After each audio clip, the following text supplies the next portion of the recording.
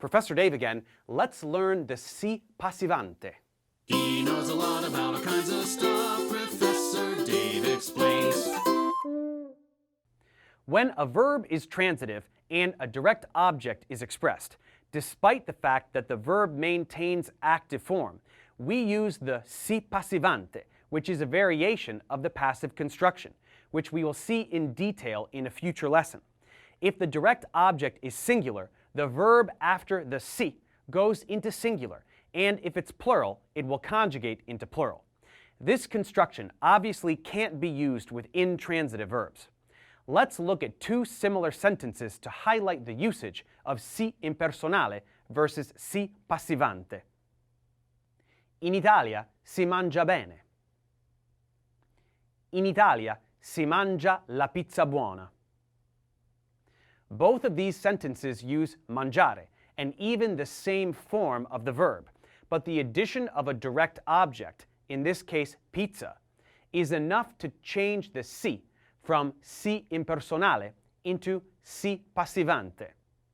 Now let's notice changes that occur with the verb when using si passivante. Nel cielo si vede la luna.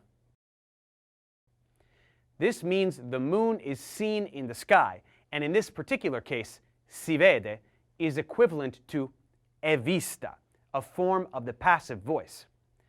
If we change la luna to le stelle, the verb will also change. Nel cielo si vedono le stelle. Now, stars are seen in the sky, and the verb will have to agree with its subject, which is now plural. Let's look at more examples. Dalla finestra si vede il mare. Dalla finestra si vedono I monti. Qui si parla italiano. Qui si parlano 3 lingue. Dove si vendono delle buone fragole. Dove si vende del buon vino. Si può usare il bagno? Si possono mangiare I biscottini? In questo bosco si trovano I funghi? In lontananza si sente il suono delle campane. Che cosa si mangia a alba? Boh, si mangeranno I tartufi. In caso di emergenza si chiama aiuto. And that's all you need to know about si impersonale and si passivante.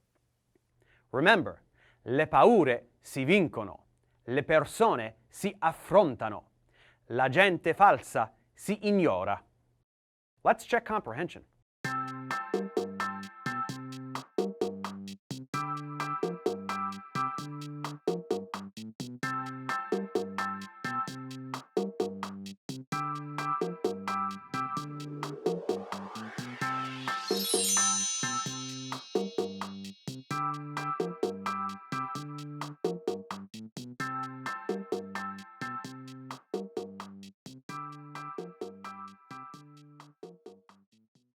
Thanks for watching, guys. Subscribe to my channel for more tutorials. Support me on Patreon so I can keep making content. And as always, feel free to email me, ProfessorDaveExplains@gmail.com.